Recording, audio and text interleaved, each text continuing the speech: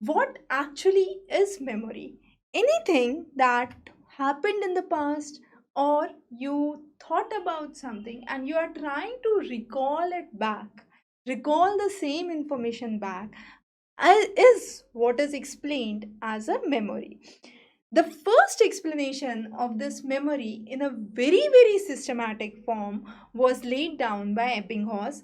He was a German psychologist and he tried to explain that we do not forget the learned material at a even pace. That means whatever you have remembered in your childhood, you don't forget it completely. Let's say you learned a division trick. Still now you know how to divide, but might be there were five tricks that you remembered, that you learned during that time, and now you remember just one of that.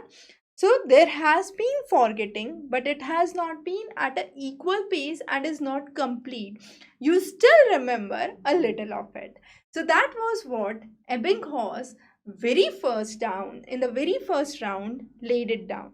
The next important concept that came in was by Bartle, and Bartle basically focused on the concept that memory is never passive, it is active. That means with every new constructions that come in, there is a little modification in the same memory that is seen. So this memory is always a constructive process, and it go undergoes a continuous change over time. It is, we can say, not reproductive but definitely reconstructive. So that was the sole idea that was laid down by Bartlett. The next idea that comes in is how actually this process of memory flows in.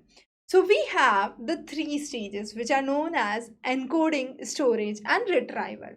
Talking about encoding is what you are doing right now. You are recording the information that is being delivered here, and might be some of you are registering it for the first time or hearing it for the first time, so that it can become usable for the future times to understand. The next stage is storage. Might be you would pause this video, you would rewind this video, you would listen that section again in order to store that.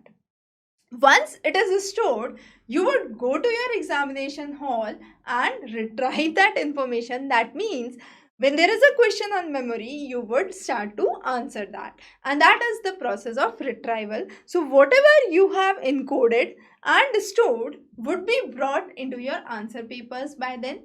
And that is the idea under the process of memory. So it is, first of all, you encode the information, you store it, and finally you retrieve it.